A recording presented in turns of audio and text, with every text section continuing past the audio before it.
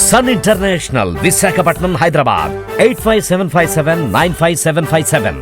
జగన్ 5 ఏళ్ల విధ్వంస పాలనలో ఆంధ్రప్రదేశ్ రాష్ట్రం గంజాయి కేంద్రంగా మారిపోయింది. దేశంలో ఎక్కడ గంజాయి పట్టుబడినా ఆ మూలాలు ఆంధ్రప్రదేశ్లో ఉన్నాయని తేలింది. ఉపాధి ఉద్యోగ అవకాశాలు మృగ్యమై పనులు లేక యువత గంజాయి మత్తుకు అలవాటు పడేలా ప్రభుత్వ విధానం సాగింది. ఇప్పుడు ఆ మహమ్మారిని సమూలంగా పేకలించి వేయడానికి ఏపీలో కొలువుదీరిన చంద్రబాబు సర్కార్ ప్రత్యేక దృష్టి పెట్టింది.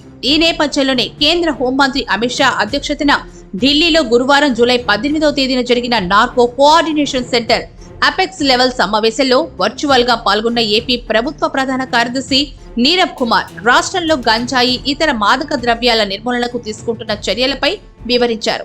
ఆంధ్రప్రదేశ్ రాష్ట్రంలో ఆపరేషన్ పరివర్తన పేరిట గంజాయి, ఇతర మాదక ద్రవ్యాల వినియోగం నియంత్రణకు కట్టుదిట్టమైన చర్యలు చేపట్టామని చెప్పారు.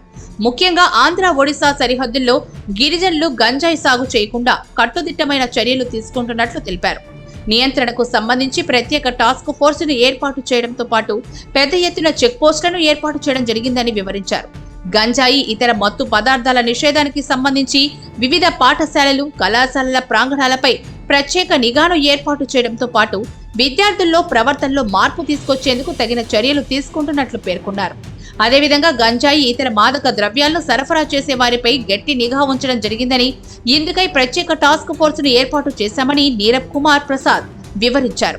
గిరిజన మారుమూల ప్రాంతాల్లో ROFR పట్టా భూముల్లో గిరిజనులు గంజాయి సాగు చేయకుండా ప్రత్యామ్నాయ జీవనోపాధి కల్పించే పంటలు పండించే విధంగా చైతన్యం తీసుకురావడంతో పాటు కాఫీ, రాగి, నిమ్మ, నారింజ వంటి విత్తనాలను పంపిణీ చేయడం జరుగుతోందని అన్నారు. గంజాయి, ఇతర మత్తు మందుల నియంత్రణను ఎప్పటికప్పుడు పర్యవేక్షించేందుకు వీలుగా రాష్ట్ర స్థాయిలో ప్రభుత్వ ప్రధాన కార్యదర్శి, జిల్లా స్థాయిలో జిల్లా కలెక్టర్ల అధ్యక్షతన రాష్ట్ర స్థాయి నార్కో కోఆర్డినేషన్ కమిటీలను ఏర్పాటు చేయడం జరిగిందని చెప్పారు. గంజాయి, ఇతర మత్తు పదార్థాల సేవనం వల్ల కలిగే నష్టాలపై ప్రజల్లో విస్తృత అవగాహన తీసుకొచ్చేందుకు వివిధ ప్రచార మాధ్యమాల ద్వారా పాఠశాలలు, కళాశాలలో పెద్ద ఎత్తున అవగాహన కార్యక్రమాలు నిర్వహించడం జరుగుతోందంటూ సిఎస్ నీరబ్ కుమార్ ప్రసాద్ వివరించారు.